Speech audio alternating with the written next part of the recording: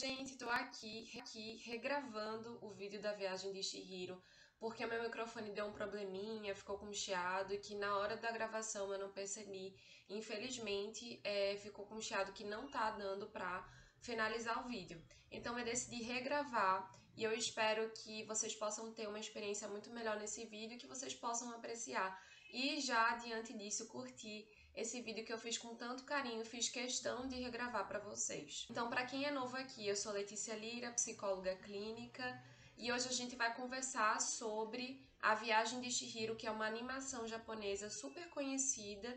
Para quem não conhece, vale a pena assistir. E em comemoração ao Dia das Crianças, que eu quis trazer na semana passada, eu trago novamente hoje. Para quem é novo também, eu recomendo fortemente que você se inscreva no canal, ative as notificações para ser lembrado semanalmente dos vídeos que eu coloco aqui sobre psicologia, afetos humanos, cinema e literatura. Antes de começar, eu quero trazer aqui o artigo que eu me baseei para fazer esse vídeo. O nome dele é A Viagem de Chihiro, uma leitura do fantástico através do simbólico na obra de Hayao Miyazaki. O filme A Viagem de Chihiro, de 2001, foi roteirizado e dirigido por Hayao Miyazaki, que também é um dos nomes mais conhecidos da indústria de animação japonesa e é um dos cofundadores do estúdio Ghibli, que é um estúdio que produziu várias animações bem conhecidas também, como Ponyo, Castelo Animado, Meu Amigo Totoro, Porco Rosso. Nas suas obras, o Miyazaki ele preza muito pela fidelidade à realidade, né? Então ele trabalha muito com os sons da natureza, como o correr do rio, como o barulho do vento, como o barulho das árvores que estão ali. E a gente também vai observar o movimento corporal de cada personagem. Em muitas imagens a gente vai se deparar com cenas literalmente da natureza, em que a gente realmente dá uma pausa junto com o filme e observa apenas o correr do rio, o mar vindo e indo, os pássaros voando no céu. Então eu acho muito interessante, eu gosto muito das obras de Miyazaki por conta disso, porque a gente entra em contato com o mundo real, com a natureza, e a gente entra em contato também com uma certa pausa do tempo, né? Não é aquela coisa da correria, do dinamismo, como a gente encontra, por exemplo, em muitos filmes da Pixar, da Disney, que tem muito colorido, muito estímulo, muitas coisas que remetem quase a uma artificial, muitas vezes, a uma plasticidade. E aqui eu não tô falando mal dessas produtoras, até porque eu adoro os filmes da Pixar, da Disney, mas é bem diferente. Se você for entrar em contato, inclusive com qualquer uma das animações do estúdio Ghibli, você vai perceber que as animações são muito mais próximas da natureza, muito mais próximas do tempo real, é um tempo mais arrastado, talvez até algumas pessoas possam achar meio monótono, mas é muito ligado a essa realidade, essa fidelidade ao mundo real.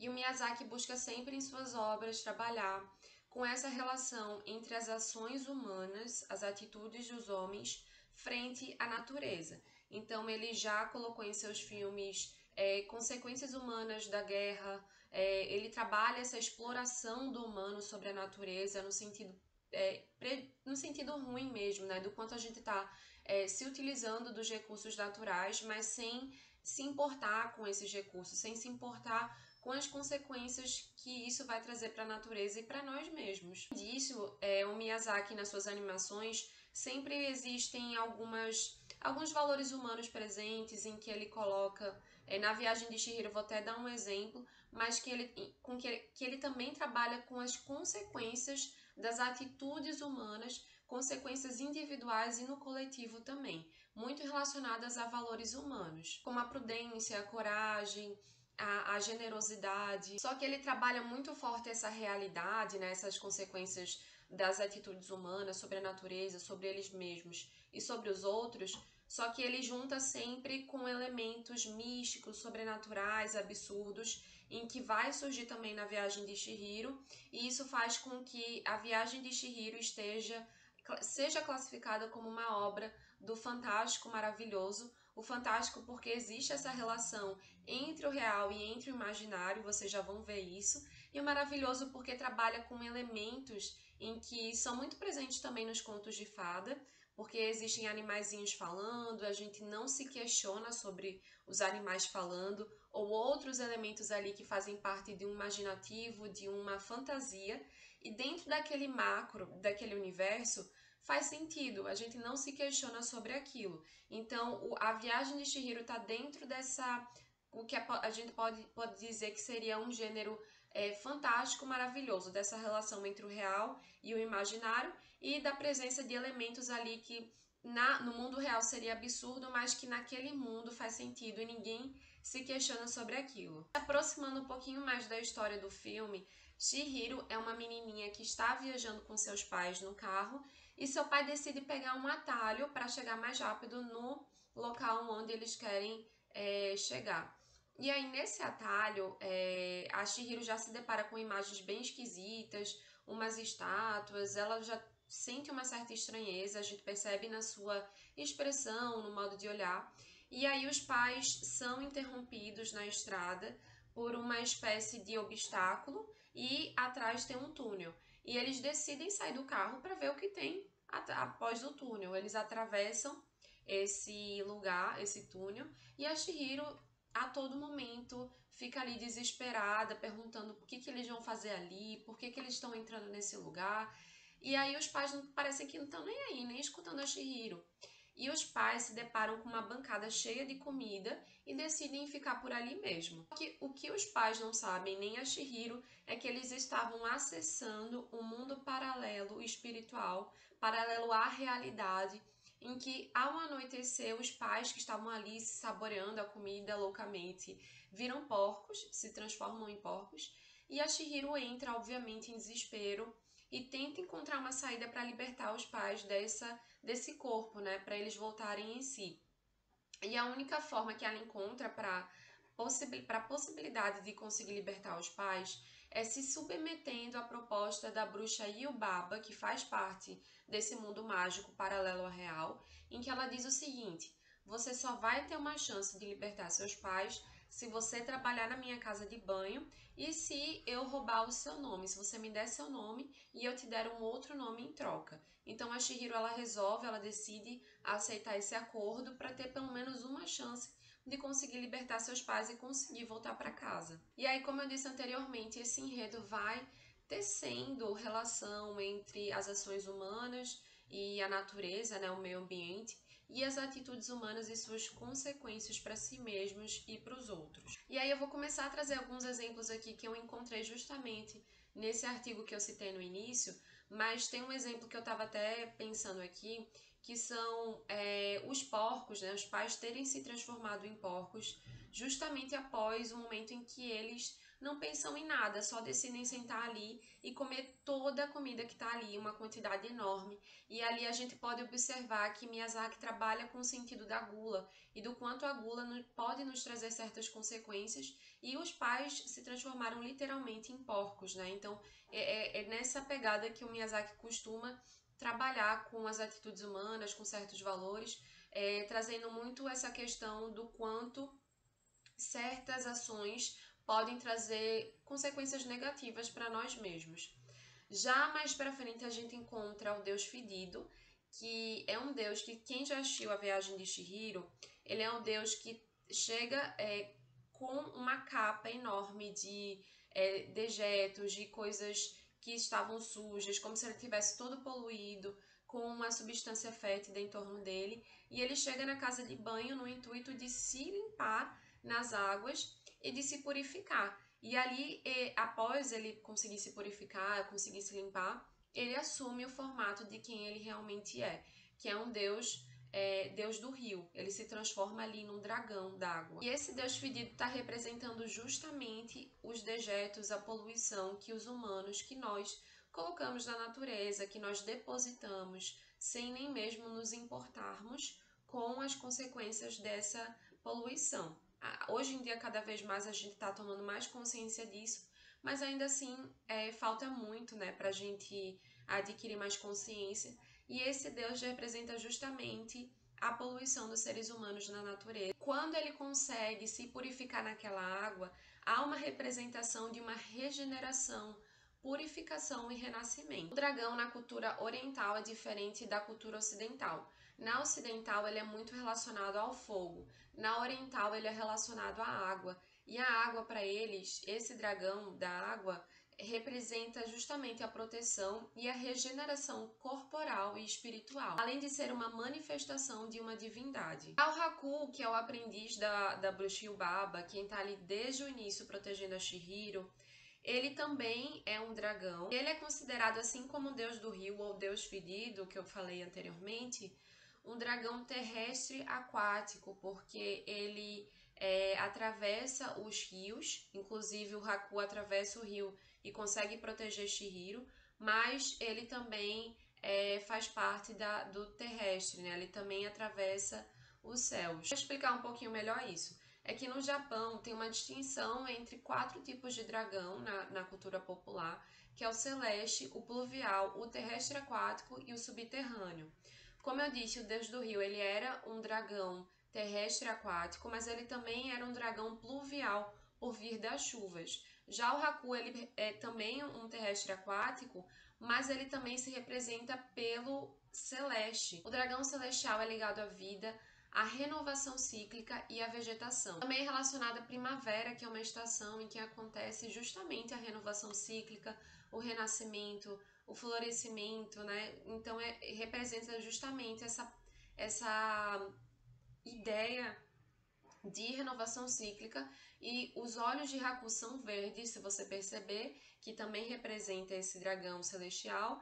E quando a Chihiro é puxada por Haku para encontrar seus pais, né? Quando Haku leva a Chihiro em direção aos seus pais, eles atravessam um bosque que tem muitas flores, que é muito verde. Então isso também representa a primavera e está relacionado também a esse dragão, que é o dragão celestial representado por Haku. Então ambos os espíritos desses dragões que eu acabei de citar representam a proteção. Outros elementos que surgem no filme são espíritos que surgem com algumas máscaras, com uns papéis em torno do rosto, alguns sem nada, e eles estão ali numa jornada repetitiva, mecânica, todo dia fazendo a mesma coisa. Alguns deles vão para a casa de banho, outros ficam ali rondando o parque. Então são espíritos meio indefinidos, que não têm rosto, não têm identidade, só ficam ali perambulando, e entre esses espíritos a gente vai encontrar o sem rosto. O sem rosto segue a Chihiro,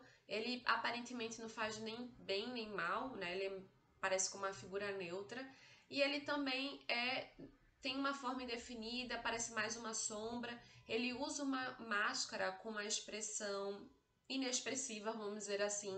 É uma máscara que não mostra nem felicidade, nem raiva, nem tristeza.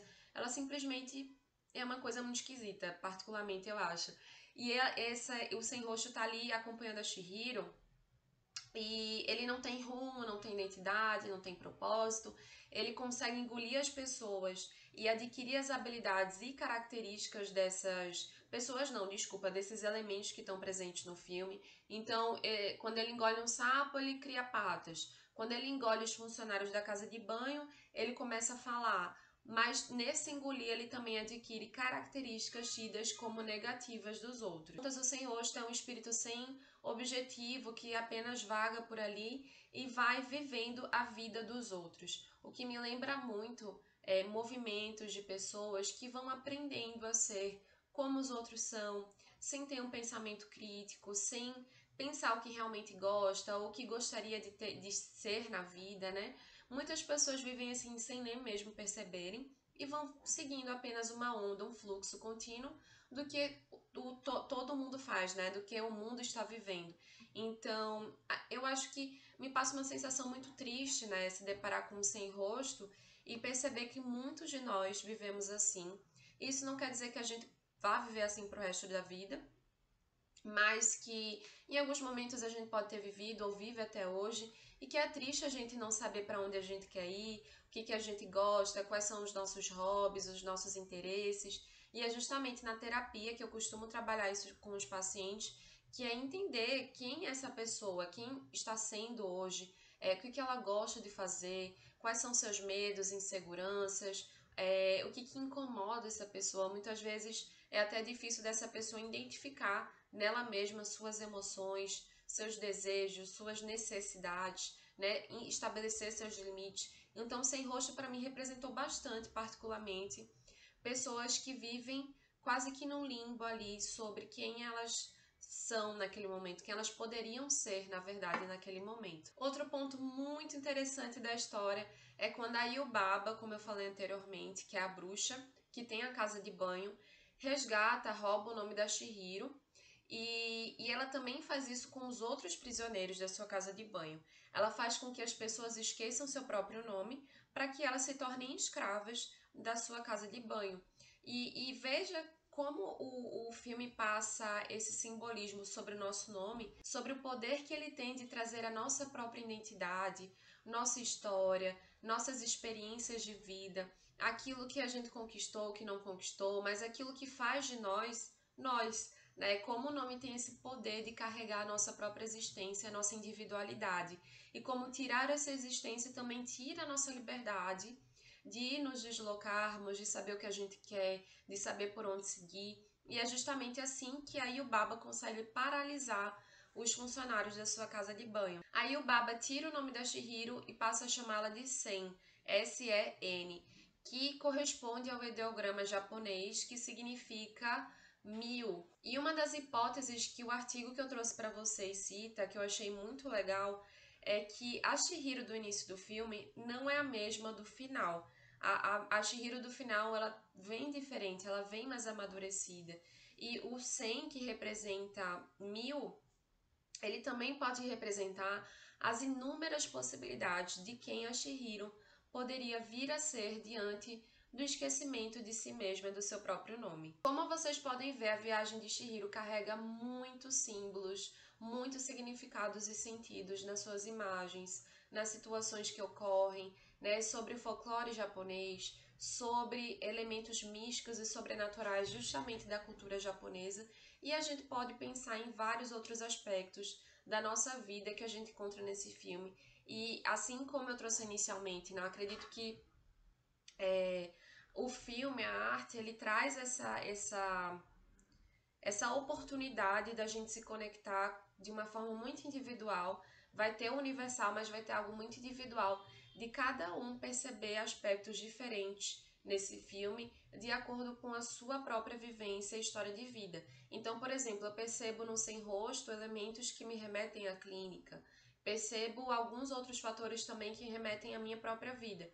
E provavelmente, se vocês assistirem, talvez se vocês realmente mergulharem no filme, vocês vão se conectar com alguma coisa que está acontecendo na sua vida. Não precisa ser algo concreto, mas um sentimento, uma sensação, um pensamento, sabe? Uma lembrança que às vezes a arte consegue nos trazer e que eu acho isso de uma riqueza enorme. Particularmente, esse filme me encanta muito. Eu sou fã dele porque ele sempre me traz uma atmosfera de estranheza, de misticismo, misturado ali com uma nostalgia e uma sensação onírica, né, de eu estar dentro de um sonho. Para finalizar esse vídeo, eu deixo uma frase do filme em que o Haku diz assim para Chihiro: sem o seu nome, nunca achará o caminho de volta para casa. Se você gostou do vídeo, lembra de se inscrever no canal, ativar as notificações, porque isso ajuda o YouTube a distribuir esse conteúdo para mais pessoas interessadas na viagem de Chihiro. E se você já assistiu ou pretende assistir, comenta aqui o que você achou, quais são suas expectativas. E se você tem alguma indicação, sugestão de tema, ou filme, livro ou algo do tipo, coloca nos comentários, porque quem sabe eu não faço um vídeo aqui para vocês sobre isso. Até a próxima!